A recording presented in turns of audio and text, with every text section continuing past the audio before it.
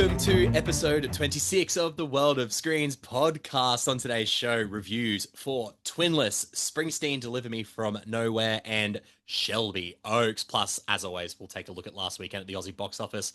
I'm Nick LaBarra, the founder and film editor at World of Screens, joined once more by Mr. Peter Gray of the AU Review, Rotten Tomatoes certified critic man, TIFF local legend, and the bell curve critic. That's like a WWE sort of. We should have done that for the Smashing Machine. That would have made way more sense. That's now from now on. Whenever I'm introduced, I'm like, Nick, just do you feel? Keep me on who I retainer. am. Keep me on retainer, and I kind of like pop out of like a little suitcase or something to introduce Pete. How are you, Pete? It's been a wild week. It's been a wild week. I feel like I think we've seen a movie every day this week. I mean, there's been a lot of movies. I've done a lot of interviews. Yeah. I have 3 interviews between 3 a.m. and 4:30 a.m. coming up with 6 people altogether. It's a wild time. But you know what? Would we want it any other way? Probably not. Absolutely not. We are what, as our kids say, we're booked and blessed. I'm going to take your word on that. I don't know if the kids are saying that we're booked and blessed. You know what? I know less about what the kids are saying. I'm further away from kids than you are. Yeah, so. I know. Well, and I have no idea what they're doing. South Park just did a whole episode about this 6-7 6-7? I keep hearing this and I'm like, I've heard about it and I'm like, that's the dumbest thing I've heard in a long time. It was so dumb, and I didn't get it so much that like half of that episode wasn't funny to me until Cartman gets possessed. I'm like, oh, it's the Exorcist spin-off. I get this. But it's from the 1970s. I understand it. But people saying 6-7 is like average or something, and I'm like, it's so dumb. Just say average. Just say average. It's less syllables. Be more efficient with your time, kids. Yeah. But we're not here to criticize the generations below us for being mind-numbingly weird, because we were that once as well. No, we're here to talk about movies, and we have a stacked week at the cinema. 5 new releases came out. We're going to talk about 3 of them. Next week, we will talk about Regretting You, because Pete and I will have had a chance to maybe see it before then. Yes. And obviously, as we talk about box office stuff, it will most likely pop up in that conversation. We'll do our little review then. So if you're after a review for Regretting You, Pete and I have not seen. Yeah, like hold on, guys. We can only watch so many movies. The two men who you just are dying to know what they think of a Colleen Hoover adaptation will definitely tell you. Don't worry. We will tell you what we think of the rom drama starring Mason Thames. I found out it was. Hey, there we go. And McKenna Grace. That being said, I am actually looking forward to reminders of him. I liked that trailer a lot. I saw the trailer. I was like, I like Micah Monroe. I'm obsessed with Tyreek Withers. Let's go. That man is pumping them out. He's having a moment. His social media is amazing. I gotta follow him. He's doing, like, he's been just absolutely doing everything for him, and now he's starting to do stuff for reminders of him, and it's a good time. He's we love Tyreek Withers. We love Tyreek Withers. Go listen to last week's or the week before's episode where we spoke about him. The other movie that came out this week that we're not going to spend too much time on was Chainsaw Man, the movie Reze Arc. I went and saw this as someone who watches anime, and I said to Pete, you probably dodged a bullet here. I will admit Chainsaw Man's not my favorite anime. I don't think it's that good. And what you told me about it, I was like, this sounds problematic. Yeah, like if someone was to like, can you just like sum up Chainsaw Man? I'd be like, well, it's about a 16-year-old boy who has a chainsaw demon inside of him. He can turn into Chainsaw Man. He's a devil hunter whose only goal in life is to fondle women's breasts. And women use him and, dare I say, groom him to do their bidding, to be like, you can touch my breasts if you do it. That is the crux of it. It's uncomfortable at times. It was uncomfortable in the movie, but people love it for some reason. The movie was fine.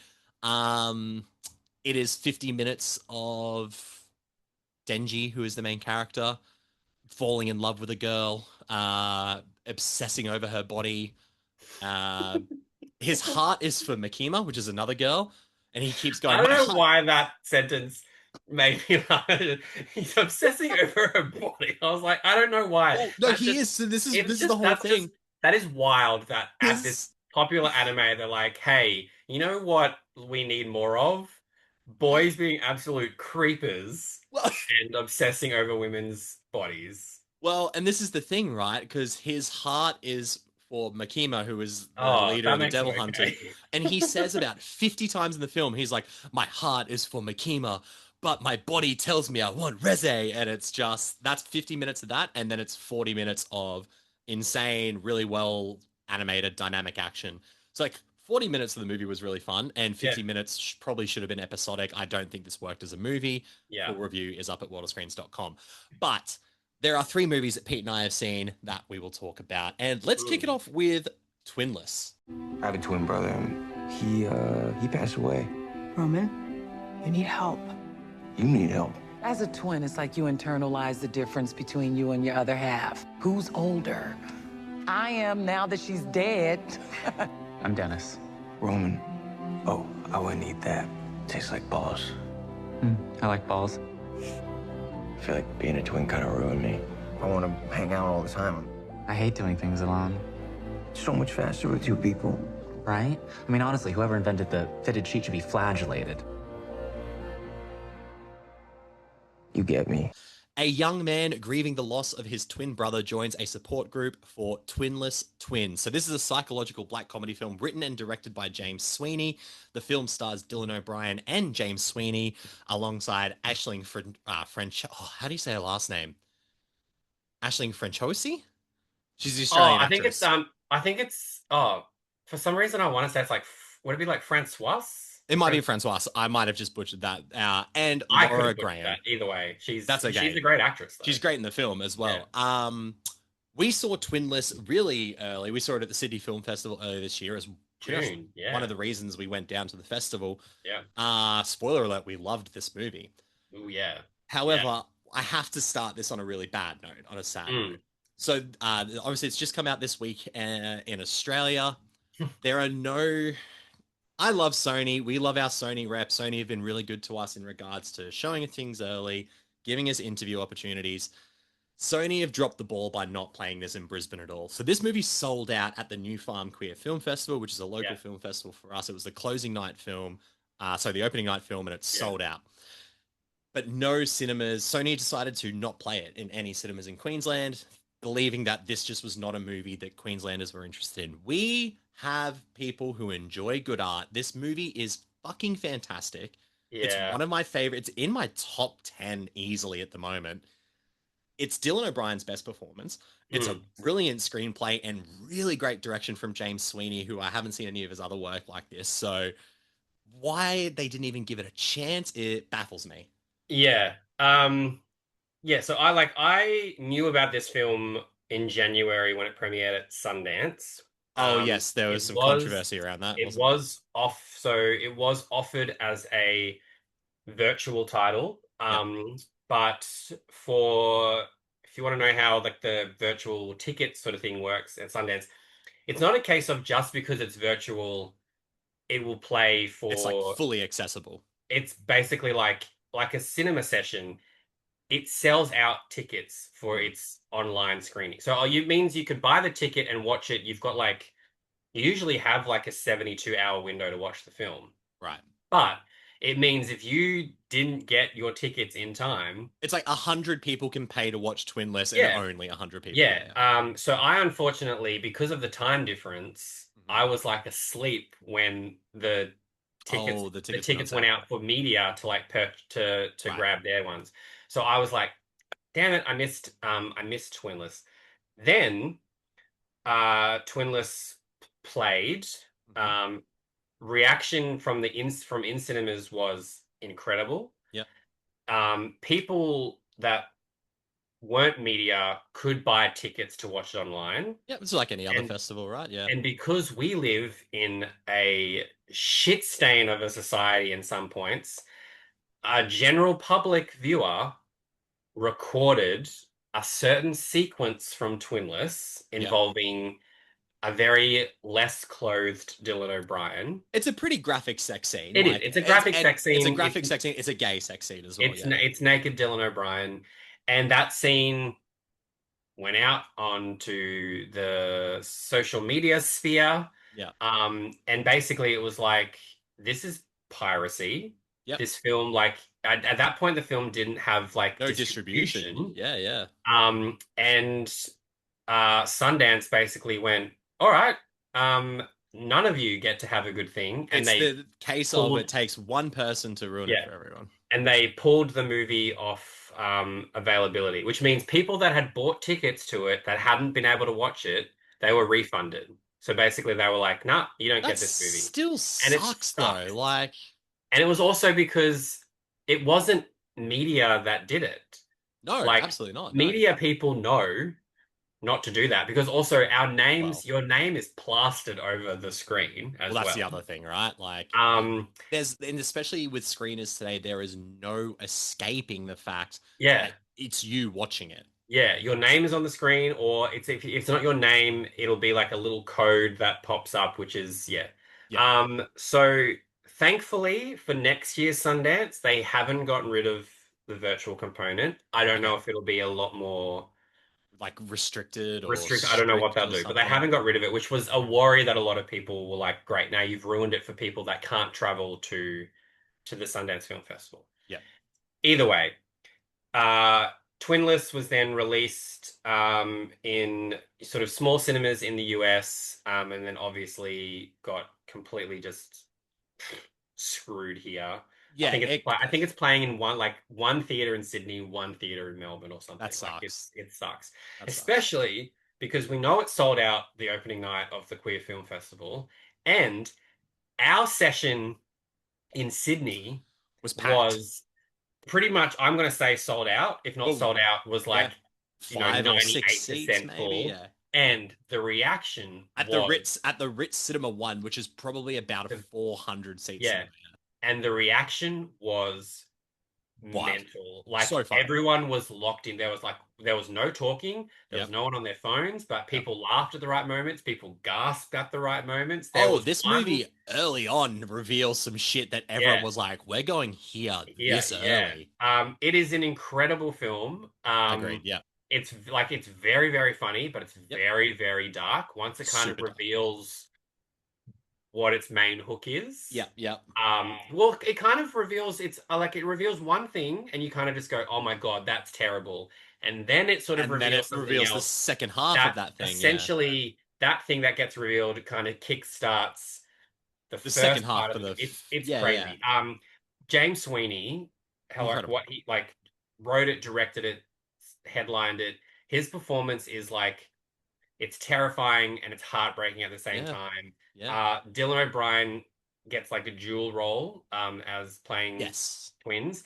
The fact that you genuinely believe that Dylan O'Brien there's two people.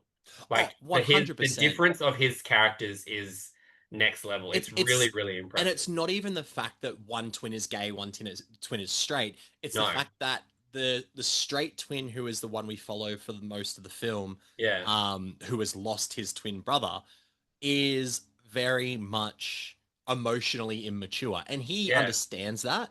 Yeah, but he's kind of been able to coast through life with that, and he loved his brother, and it obviously hurts him so much, but he doesn't know how to connect again after that. That's what the film's about. It's about the desire of connection and the desire of wanting to feel needed and have someone in your life that you care about.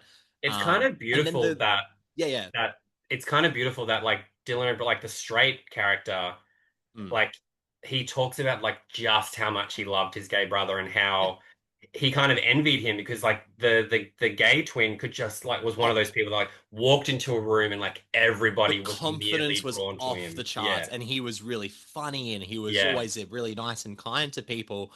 And in that sex scene, he has that fuck confidence as well. He's that kind of you look at him and you're like, this is a guy who just is. He's so comfortable in his skin, and he has immediate connections with people, and you can tell there was that desire from the other twin as well. Then you get James Sweeney's character, who we won't spoil anything, but his desire for connection takes a darker turn, and it's just phenomenal. It's just, and there is some heartbreaking scenes later on in the film as certain things are revealed to characters, and it is just both of their performances. There's a hotel room scene in particular. Well, there's two scenes. The car park scene before that, where the F slur is thrown around. Yes, And which is a really hard-hitting scene. And then which definitely got under a lot of audience members' skin. Oh, there was some gasps in that moment for sure. I'm pretty sure I gasped with that one because it was just like that. It's a knife. It's a fucking knife. It's just a really harsh word.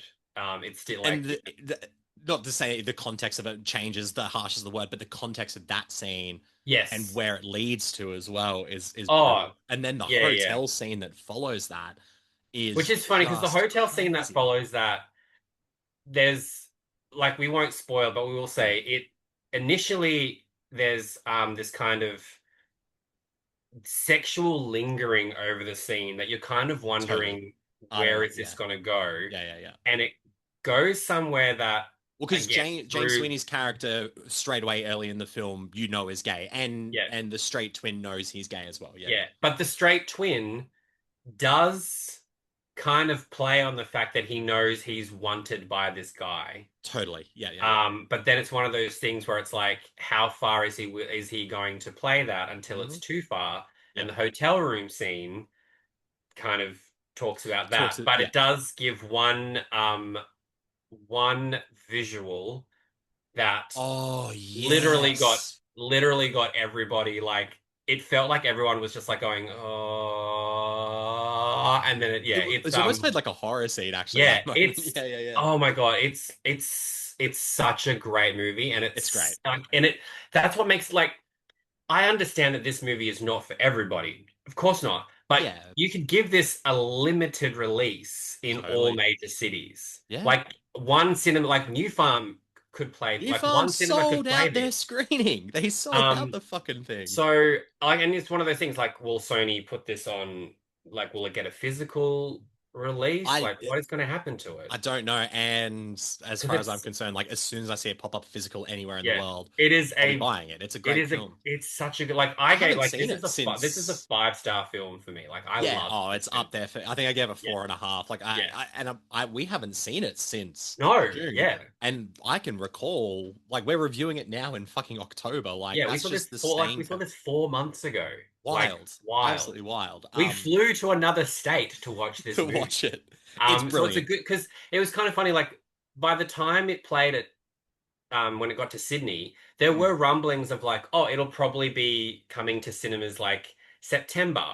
Yes. So it's one of those things where you go, oh, that's maybe right. We'd actually spoken to our rep about that. So it's like, oh, good. Like, so you could think, oh, like, it'll come out in a couple of months. I can wait. I'm glad I didn't, because I'm not seeing it here. No. And I refuse to see this, like, anywhere else but the cinemas. Anywhere. Yeah. So, really, really sucks that this incredible, complicated, dark, funny movie is just... Fark is the word. It's a fucking movie. Is just not getting the love or attention it deserves. And also, it's like, in another world, Dylan O'Brien is a frontrunner in the Best Supporting Actor category. I agree. This is the best performance of his career. Who knows what'll happen now with that, if anything. Anything. It's a brilliant film, and I implore anywhere else but Queensland to give it a go, and then hopefully just wait till it comes out in digital for Queensland, because it's absolutely worth seeing. And I think it will pop up in a lot more top 10 lists as the year goes on. It's a whole other conversation to have, but it is kind of scary to sort of think that there are executives making decisions of like, oh, it won't play well. It won't play well there. Release. You'd be like, how do you know that? Like, you don't know that. And what's it gonna? And it won't hurt you to have. It won't hurt you to have one cinema playing it. Palace would have played this. New Farm, Elizabeth Street would have played this. Like, and considering one of the other movies we're going to talk about, Angelica would have played this. Oh yeah. But like, one of the other movies we're going to talk about is certainly not going to get a massive, first weekend. I'm going to say Twinless would have performed better. Interesting. I think this is the movie you're talking about, because that's the next movie on the list, which is Springsteen, Deliver Me From Nowhere. It's a 305 V8. Never owned a new car before. It's awfully fitting for a handsome devil rock star. I do know who you are. Well, that makes one of us. The story follows Bruce Springsteen's journey in crafting his 1982 album Nebraska, which emerged as he recorded Born in the USA with the E Street Band, based on Warren Zane's book of the same name. This is a biographical musical drama starring Jeremy Allen White as Bruce Springsteen, written and directed by Scott Cooper. It chronicles sort of his personal and professional struggles during the making of this album. The film also stars Jeremy Strong, Paul Walter Hauser, Stephen Graham, and Odessa Young. Pete, the boss, what do you think? Are you a Springsteen fan? It's one of those things. I'm not gonna say like I'm a Springsteen fan. I also don't have anything against Bruce Springsteen. I love Born to Run. I love Born. But I'm like, but like Born to Run, Born to Run. Yep. Hungry Eyes. Hungry Eyes. Yep. And is it Hungry Eyes or Hungry Heart? Hungry Eyes. Yeah. No, is Hungry. No, I think it's Hungry Heart. Oh, is it Hungry Heart? Because Hungry Eyes is that hungry. Yeah, that's like that. Oh, Hungry Heart. You are right. Yeah, sorry. Yes. Wrong song. Yeah. Hungry Got a wife and kids in Baltimore, Jack. That's right. Born to Run and Born in the USA. I'm like, obviously, we know those songs. Banger songs. But like, I don't have any strong opinion on Bruce Springsteen. I know he's called the boss. And I know he brought up Courtney Cox in a music video for Dancing in the Dark. Oh, I did Dancing in the Dark as well. It's funny how, like, because I'm the same. I'm a very casual Springsteen appreciator. Yeah. Love the bangers. And then you say Dancing in the Dark. I'm like, oh my God, he did do that. Yeah, that's right. I completely forgot. I was like, yeah, no, he did do that song. And like, that was like the classic, like the white shirt and the Levi jeans. And jeans, and the red bandana. So I have, it's one of those things. I have a just zero opinion on Bruce Springsteen. He is there. He does, like, I'm not going to deny the fact that he's a fantastic musician. Oh, talented. Great performer. And it makes sense that you would make a movie about him. Well, I was going to say this because obviously this is coming from Searchlight Pictures, who last year did A Complete Unknown, the Bob Dylan one that got a lot of acclaim for Timothée Chalamet. Yeah. Same deal with Bob Dylan. I know his songs, but I'm not necessarily like a fan. I'm not listening to Bob Dylan every day. And I really liked A Complete Unknown because I liked, for someone who didn't know a lot about him, I liked the almost, I don't say this as a criticism, like the Wikipedia-esque style of it. I got like some of the big moments with this certain time period. It wasn't the cradle to present day story. But it was enough that I was like, oh, this is cool, this is cool, this is cool.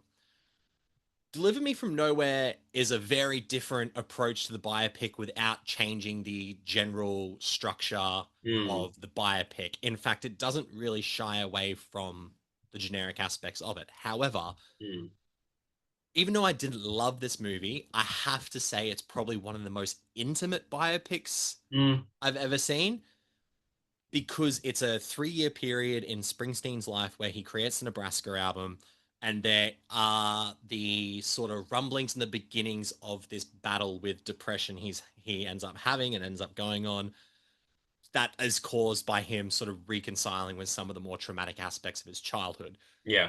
It is almost impossible to watch a musical biopic these days and not think of Dewey Cox, the war card, the Dewey Cox story, because all I think about is that I'm Dewey Cox's 12-year-old girlfriend. All I think about is the opening scene of that film where he's like Johnny Cash standing in the prison, and they're like, Mr. Cash, we're ready for you. And he's like, wait, son, he can't go on stage yet. He has to think about every moment from his life before he gets up there. And that's kind of how I feel some of these biopics, especially when it goes back and we get these like black and white scenes of Springsteen's childhood with a very sort of intense performance from Stephen Graham. He's an intense actor. I love Stephen Graham. He's the nicest dude in real life as well. We get these flashbacks to these sorts of like his mother was beaten. He was sort of roughhoused a lot as a kid. I guess some people would call it abused as well. But he still has this like relationship with his father that is complicated throughout the film, and obviously kind of fucks with Bruce a fair bit and his emotions and stuff. The issue is that even though it is intimate and very personal, it still feels really underexplored. Yeah. And I felt like a lot of the time I was just watching a man write ideas for an album on a page for like a good 60% of this film. Now, was that some really great, intense performative writing? Yeah, I think Jeremy Allen White's fucking brilliant in this film. I think he encapsulates what I know Bruce Springsteen as, and he brings an intensity to the musical performances, but then there is that sort of nuanced, more sort of like internal intensity as well. So yeah, I don't know. I've rambled for a bit. I also think you could cut the whole Odessa Young storyline and the movie would work even better, but that's just me. Springsteen, Pete, this is fresh. You watched this like 2 hours ago. Yeah. Yeah, it was like, I don't really know if I can add, because I do feel like it's funny how we're getting, feels like biopics of late really like this 3-year period thing. They like sort of honing in on one. Yeah, and it made me life. think, do you like, as just in general, when it comes to biopics, do you prefer Cradle to whenever in their life, or do you like a specific period?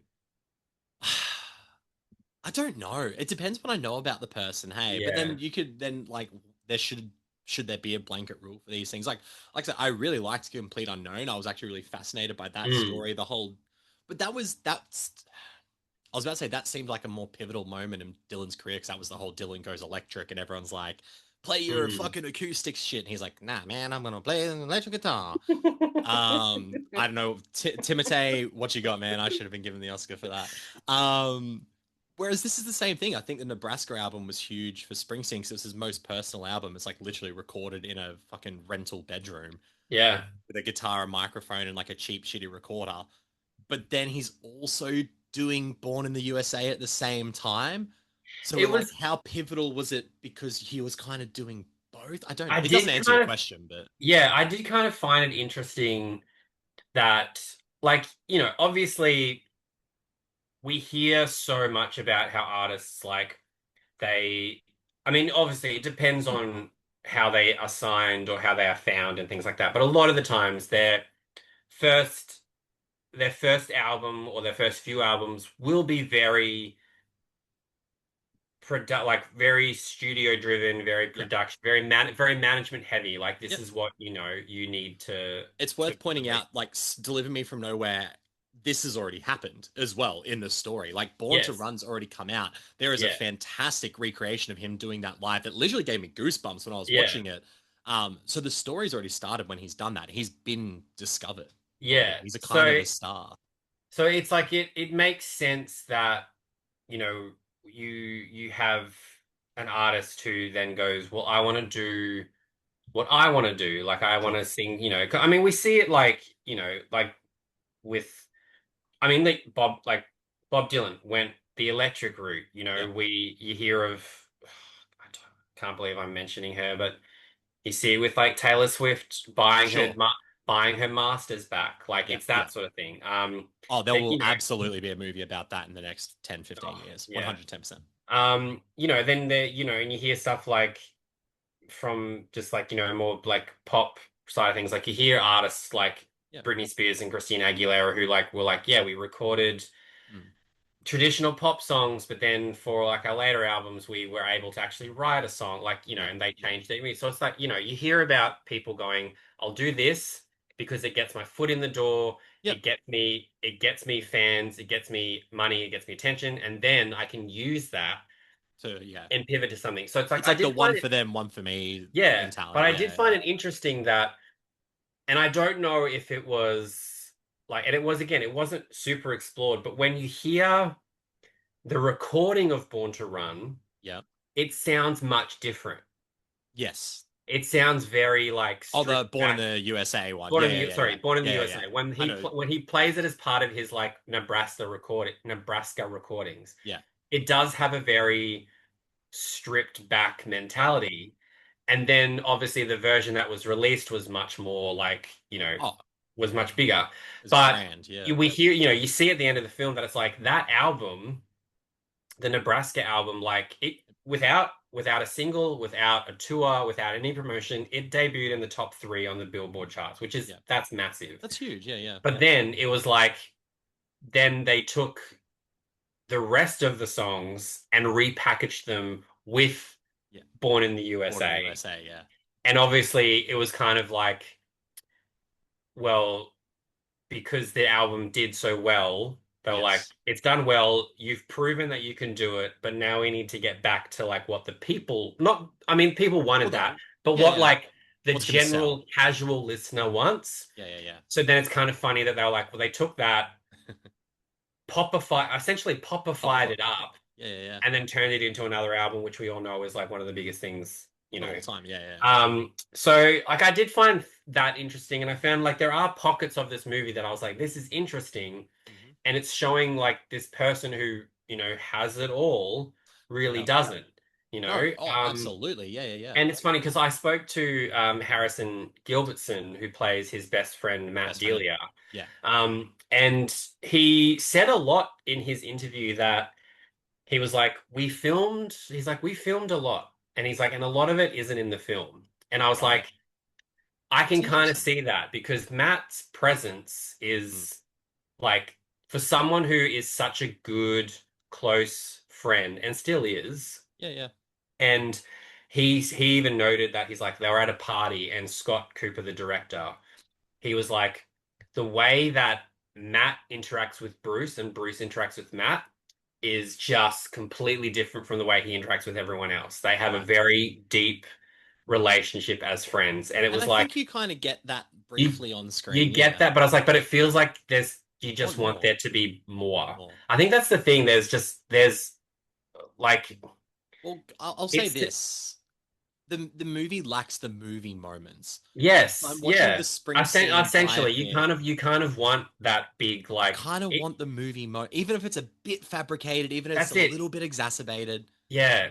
The two movie moments are the Born to Run and the Born in the USA recording. Yeah. And that is 6 minutes of a 120-minute film. And also props to Jared, like that's Jeremy Allen White singing. Yeah, he's incredible. He's incredible. I He felt so bad for his neck. The way he oh strains his yeah. neck in those performances is But great.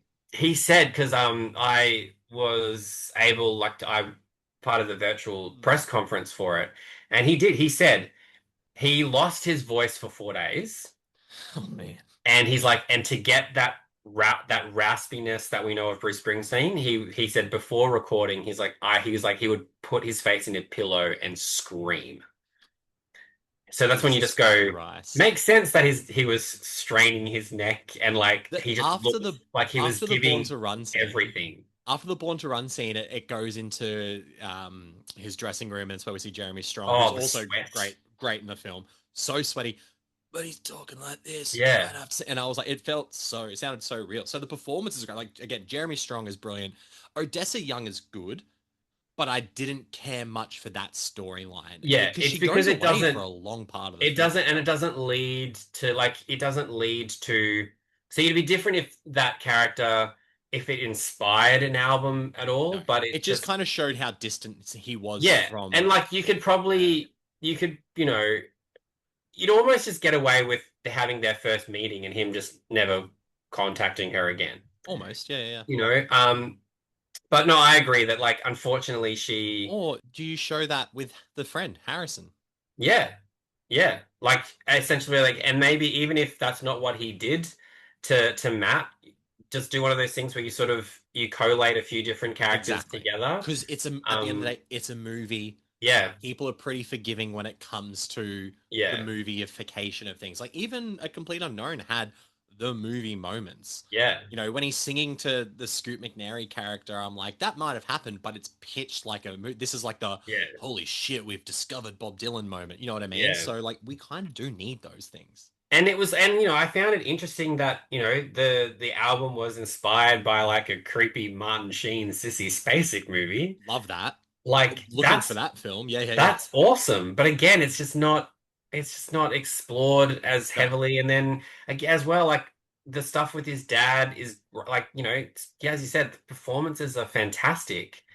And I felt so uncomfortable when he's teaching him to fight as a young kid and he's like hitting the kid's hands. I was like, but like it just that doesn't lead to much either. It's just there's so many interesting little things that they just kind of go, we're gonna and then we're gonna drop. So yeah, it's unfortunate because Scott Cooper's a great director. Jeremy Allen White is giving an incredible performance, but now it's like does this performance get lost in the shuffle of everything as well? Yeah, I just don't think the story and the execution of it is strong enough to carry it through award season. Like this weekend, we'll find out reveal. how well this performs in the US. And I interesting. think that might be a good indication because if it does really well, We might be seeing we it might talked see about in a Jeremy couple Allen months. White in a lot more of the conversation. But and like maybe does it hurt that it's coming, a year after Bob Dylan as well? Exactly, right? And you You can know? see how they've capitalized on it, but yeah, it's a bit Yeah. like, is it too much too soon? And also either call it Springsteen or call it Deliver Me From Nowhere. It doesn't need to be called both. No. I think just calling it a Deliver Me From Nowhere could have been great because we Yeah. called Bob Dylan's a complete A unknown, complete unknown. and people got it. So And if there wasn't a movie called Nebraska, you could probably call it that, but there is. So exactly, and it's a great film. You spoke about how it might perform, which is a great segue into. You know what? Couldn't even make that shit up. This is just how good we fucking are. It is time for the top 5 at the Australian box office, presented as always by Numero Box Office. We're starting outside of the 5 though this week. Right. Opening at number 10 Ooh. with $150,000. Luca Guadagnino's After the Hunt. That is what we call a bomb territory. I'm not surprised. I'm not surprised either. I think a lot of that 150,000 is because people were like, Julia Roberts is in a new movie. Let's go see that. And then, it's that kind of movie. Yeah. Yeah. Yeah. Not great. Not great. It may, at least, you know what? It can, if they want to do good promotions for it, it can be like a top 10 film in Australia. Yeah. So. Well, it was beaten once again by Bad Guys 2 at number 5, which got $340,000. School Holidays Running Down. That's sort of ending its cinema run. Yeah. Number 4, Roofman came in at $595,000. That's hey, do you know what that is? That's 4 times more than After the Hunt. And I because I loved Roofman. Yeah, I really liked it too.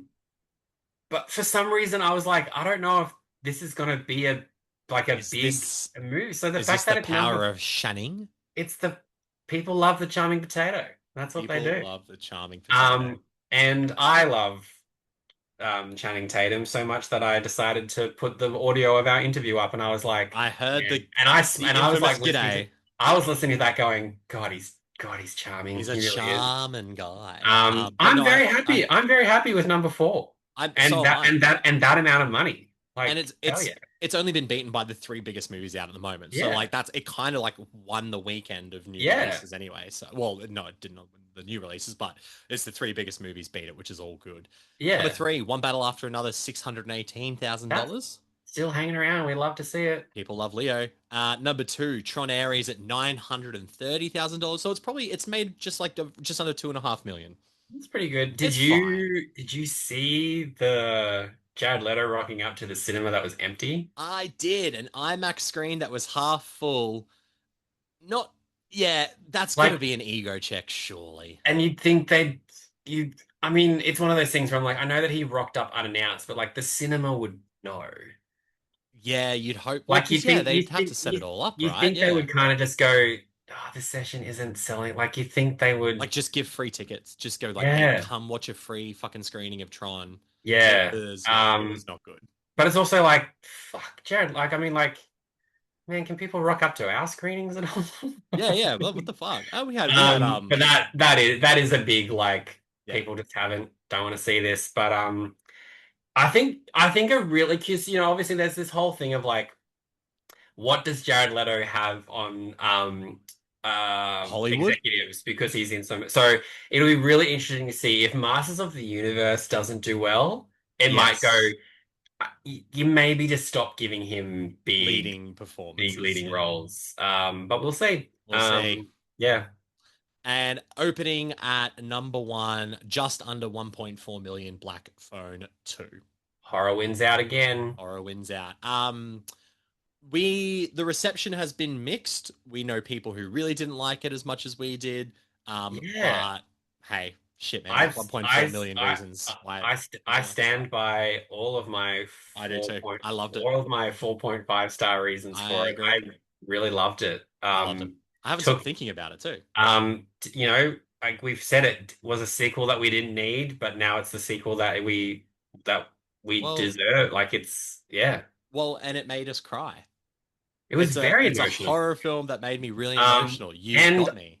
and Nick and I also both just want the best things for Madeline McGraw because She's the best. She's the best. I think we call her Maddie now. I think I we're think we call it. friends. I think we I can don't call her know. Madeline McGraw. I think we're that. She's one of the most fun people to interview. She's the type that you're like, if we are lucky enough to interview her for more, like it'll always be like, who do you want to speak to? It'd be like 100%. I want to speak to Madeline McGraw. 100%. And yeah, like she's the best. She's so much fun. Interviews and an incredible actress. She is Black Phone too. Yeah, literally. Interviews with Madeline McGraw and Scott Derrickson available at novastream.com.au and theaureview.com. Indeed, they are. But that is the top 5 and After the Hunt this week in the Australian box office. Thank you to Numero Box Office. That will be returning next week as always. Let's get into our final review. And funnily enough, speaking about $1.4-ish million, that's how much this next film broke the record for the most funded horror film campaign in Kickstarter history, $1.39 million. And that is Chris Stuckman's Shelby Oaks. Bodies were found outside of Shelby Oaks. Riley Brennan is still missing. The last night I saw her, she said she saw a man standing in her window, staring at her.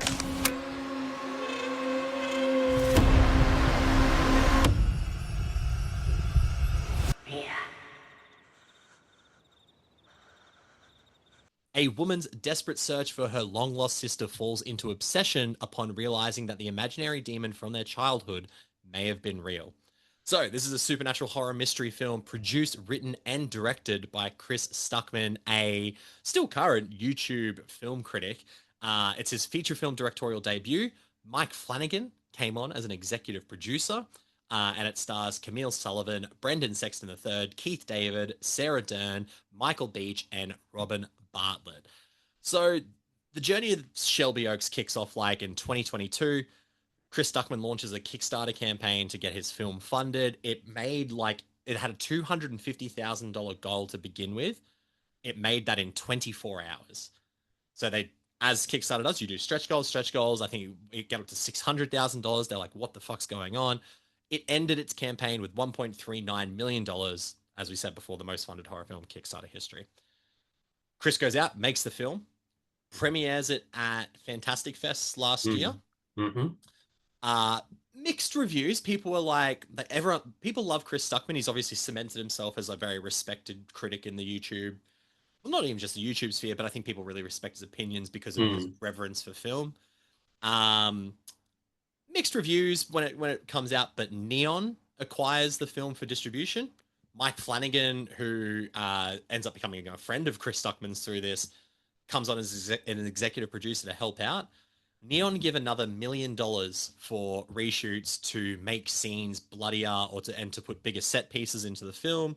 So its total budget ends up being about almost $2.5 million.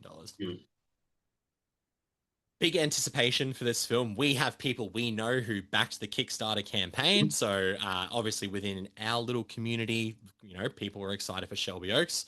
We were talking about it as like, I'm very intrigued to see what this guy has done. It got a very limited release here from Madman. I think it's playing in like 3 or 4 different cinemas in Brisbane, which is not a lot. But it's also more than Twinless. It's more than fucking Twinless, though. Yeah. But Pete and I went and saw it. We didn't say when we were just trying to fit it in. I'm sitting in the cinema. There's one other guy down there, and I hear someone come in. And as you do, you just look to be like, is this person going to be a fucking problem? And I was like, oh, it's Pete. Come over here. So we ended up seeing Shelby Oaks together. The universe just can't get us apart. They can't, no. And every time we get apart, it just keeps pulling us back in. I think I'll speak for both of us. We appreciated and liked elements of this film. Yes. But this is also very much a first-time filmmaker's film. It does. I don't want this to sound mean, No, but it does have elevated student film about sure, it. sure. Like it's one of those things where I'm like, I would never want to shit on anybody for making a film. And No. what he has done is incredible. The fact that he like raised this money, the fact that then Mike Flanagan was like, I like your work ethic. I'm gonna Yeah. back this. And like it's incredible for it to have gotten off the ground. And I also think as well before Neon, so obviously Neon came in for some reshoots Yeah. and to amp up some of the violence. Yeah. There's actually not that many violent scenes No, in like the film. like obviously we don't know what it was like pre-Neon. Yeah. But if like I was to assume, right, what he did with $1.39 million looked is incredible. Yeah, for sure. You know, like it makes sense for it to be doing the found footage sort of thing. Yeah, yeah. But I will admit that like for the first like 15 minutes, I was like, is this the whole movie? If this is like I don't have a problem with found footage, but I'm like I was like $1.5 million for this. Like that seems excessive because the found footage stuff it's not doing anything amazing. If the comparison's already been made, but it is super Blair Witch Code. Oh, it's like impossible not to watch this and go, that feels like it's very like HD video camera sort of vibes, Then and part of me is like I think the stylistic choice was always there. I feel like maybe this is where some of that extra money went for this particular kind of sequence. But something happens and the opening credits then phenomenal. shift into then a more traditional style of filmmaking. It's a narrative feature at that point. Then becomes narrative. These opening credits are fucking fantastic. Pete and I love horror. If you haven't got that from fucking 20 episodes of this show yet, we love horror. It still takes a lot to shock us with certain things. And there is a moment after that sort of 15, 20-minute stretch of found footage into... It's basically like a Netflix true crime doco for the first 20 minutes, which I was like, okay, this would be interesting to see how this goes. Yeah. And then it's still this documentary and this shocking fucking thing happens. Yeah. And both of us audibly gasped. Yeah. I got goosebumps thinking about it. Like the way it's shot. The placement of shocking. Where the camera is, the particular line that the actor says, the action that the actor does, and the violence that comes with it. And the violence that comes with it. And then just and then the open, like it becomes a different movie, and I mean that in a good, like the opening credit, like they are so good, and you just go, oh, this is okay. And it's cooking with gas, and then from then on, it goes on a traditional narrative, but then it kind of still loops in a few found footage sort of things. I don't mind how they loop that in because like there is a second tape that's revealed that's never before seen by anyone in the public. So and it's Mia, who's played by Camille Sullivan, who is watching the tapes. I will say this to Chris Stuckman as well. He understands found footage, and there are things that play multiple times and you don't see shit, and then it will play in slow motion and zoom in, and there was something there the whole time. Yeah. And each time it did that, I was like, he fucking did it again. Like it's his understanding and obviously his reverence for that sort of horror is on the screen. I actually don't think aesthetically the atmosphere of this film is really creepy. He knows how to build tension. There's a really unsettling prison scene where she goes to an abandoned prison, which I thought was very terrifying. There's a scene where she goes to an abandoned house, which she soon finds out isn't abandoned, but the interaction and sort of before the climax of the film, there is some really fucking terrifying stuff.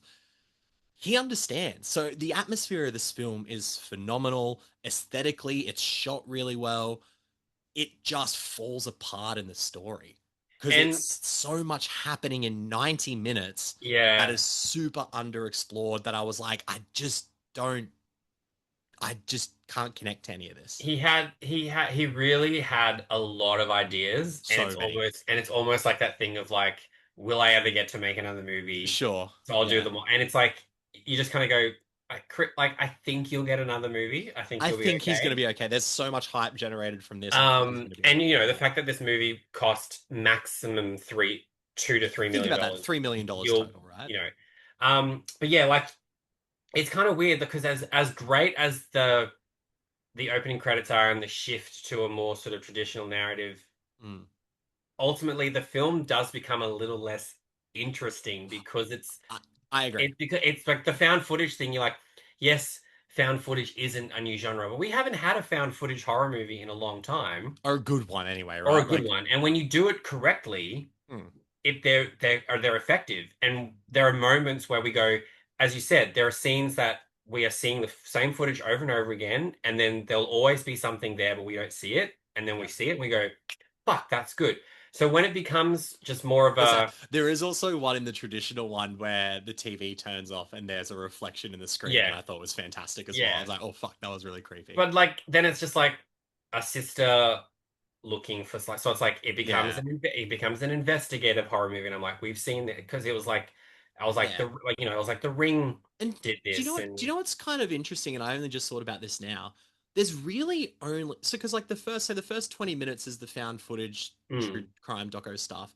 At that point, you only have about, let's just say, an hour and 5 minutes left because you're not including credits, right? yeah, Each set piece of the film is about 15 to 20 minutes long. Like the only three, like things happen very fast yeah, in this film, yeah, and there's almost no breathing time between certain things. Like she goes from finding the tape and watching the tape to going to talk to going to the library to investigate it, and we get the classic sort the of like classic, library yeah, writing down all the, which Springsteen is also guilty of some fucking terrible like notepad writing shit. Second album? Question double mark? album? Question mark? Yeah, Question that's it. mark? Question I mark? fucking hate that shit so much. To investigating, to questioning someone about it, to the prison, to the house, to the climax. Like Yeah, everything happens super so fast, quick, yeah, and you don't get time to sort of like, you have to just ride the narrative of this film on the basis that she loves her missing sister that much. yeah, That's and not a sin. It's not a bad thing he's oh done. It's yeah, just not explored enough. and I think it's also because it's that weird thing of like, look, because 2025 alone, horror has been incredible. We're eating well. So it also has a bit of an uphill battle in that regard because you're Sure. looking at all of the other horror movies that have come out. Yeah. And then you look at it also as a film critic, you know what you want out of a horror movie. Sure. So then when you're a film critic making a horror movie, Mm. you go, Yeah, I know what you're saying. You've also kind of then gone and given us nothing different as No, well. and this is also, you could imitation's the best form of flattery, right? Yeah, and there's nothing wrong with tropes, but No, it's also like but you've got this to do movie, tropes well, and this sometimes movie they aren't done is well. this. I saw it on the poster and I agree with it. This movie is Blair Witch meets Hereditary meets The Yeah. Ring. Like I've seen Um, it done better in Blair Witch. I've seen it done better in Hereditary. I've seen it done better in The Ring, and that's and okay. yeah, and I also like, I know that we wouldn't have a horror movie if people did the right thing, but also Totally. when your sister is missing and then Mm. you know some supernatural shit is going on, I'm like, are you really running into an abandoned And prison late at yeah, night? Like she just does things that I'm like, this seems misguided. But then it's obviously it for the all sake of the movie. Yeah, yeah, yeah, and then it all leads to the ending. sure. And I Yeah. think from what I have sort of read and seen, this is where it comes apart for everybody. So yeah, without saying too much, the movie ends. What you think is the initial climax is quick, Yeah. and you go, "Whoa, okay, shit," and then we Yeah. sort of get like a coda, I guess, Yeah. where I was like, "Okay, this is interesting," and then it kind of tries to subvert your expectations a little bit, Mm. and even though the climax was very underwhelming, I was kind of like, all right, well, it has a chance to redeem itself here, and it really doesn't. In fact, it bites off way more than it can chew Yeah. with the ending. It should have committed to something that it doesn't commit there's to. one yeah, there's a moment of suggested brutality regarding, we'll just say regarding a pillow. Yes. Yeah. And I was like, if you commit to this, you've got me. You've got me.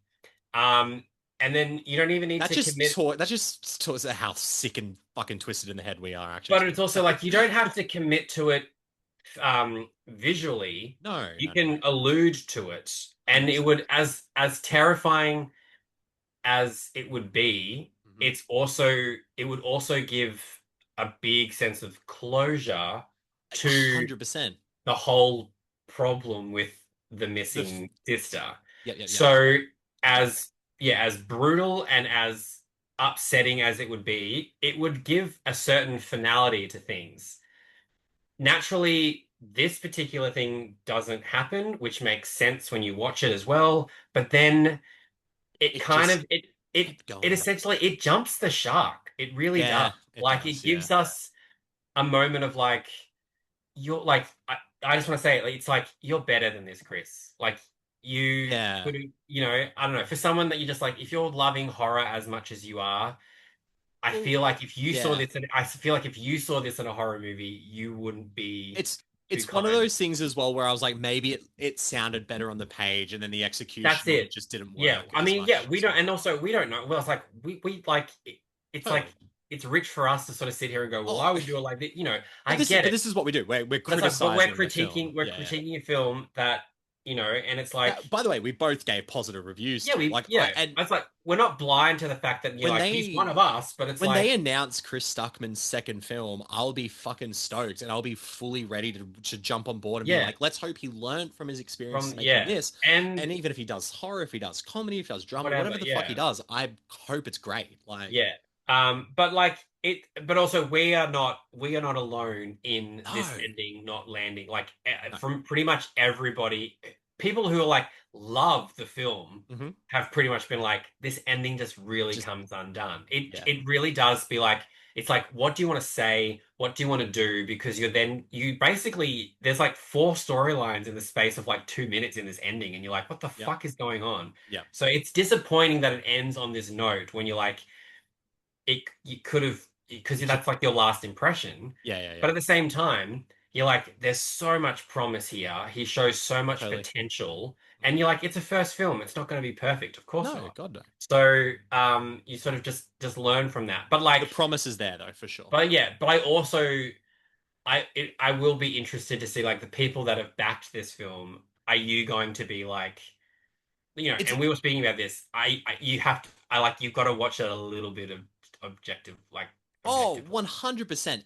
And that's the thing. And we've encountered this in the fact that like we've watched films that people we know and are friends with have starred in or friends have made, and it's hard to tell them if their movie sucks. If it just didn't vibe with us or click with us. So it's going to be that thing. Like, there are people who have literally financially invested into this film who are probably just excited to see it come out. I'm guilty of that just for things that I enjoy, as well. But from an objective as I can be, even though I think Chris Stuckman's like a really great person, this is just not like a great film, but it has lots of good elements to it that I think will be weaponized better in his like filmmaking arsenal in the future. And you know what? Like, as horror fans, I was like, there's some good jump scares. We got some good jump scares. There was violence that shot. There's a bit of violence in the found footage shit that got us to the face thing. I was like, I thought it was great. So it obviously has come from a guy who loves horror and wants to make horror sicko movies. Yeah, and it's again, it's awesome that there's we're seeing the more new fresh filmmakers. Well, how exciting is this? Like the guys who are on YouTube doing this stuff, because you got to think about so I just recently watched Trick or Treat for the first time, which is from Michael Dougherty, Michael Dougherty didn't do YouTube stuff. Michael O'Doherty did, and he did another. Anyway, let's not talk about him. The Philippou brothers would be much better. The Raka Raka boys. Yeah. Talk to me and bring it back. Like, they're doing incredible things in this space. So like, there are guys who cut their teeth in the YouTube scene who love film as much as everyone who was watching them when they grew up, who are breaking out into this space. And that's exciting. That's exciting to see new voices in the film space. And if anything, if even if we don't think the movie was great, there's still a celebratory aspect to being like, Shelby Oaks is playing around the world in cinemas. Yeah. That's Yeah. incredible. Yeah, This was a Kickstarter campaign. Yeah, 3 you years got ago. like you got day and date releases. You got day and date. Yeah. You got Keith fucking David, by the Yeah, way. you've got Mike Flanagan as an executive producer. And in case you don't know who Mike Flanagan is, you're like Haunting of Hill House, Doctor Sleep, Jared's Game, Oculus, Life of Ouija Chuck. 2, Life of Chuck. Like that's huge. That's like enough in itself, really. Absolutely. Yeah. There's a lot to celebrate about this film. There is. Absolutely. Yeah. It's just not a great movie, and that's okay. Am I glad I saw it in the cinemas? Absolutely. Yeah. Oh, yeah. We paid to see this as well. They didn't have poor me and Pete. They didn't have a screening here in Brisbane for it. We had to put money into a movie. But in the sense of like, Chris has brought out all these videos and Neon's been resharing them and being like, the best way to support the film is to pay for it to go see it in the cinema.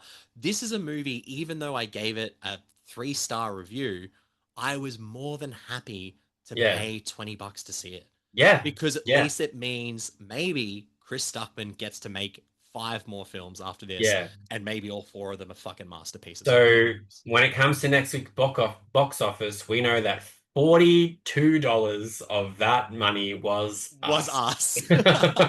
Shout out Palace for being a reasonably priced cinema for the service.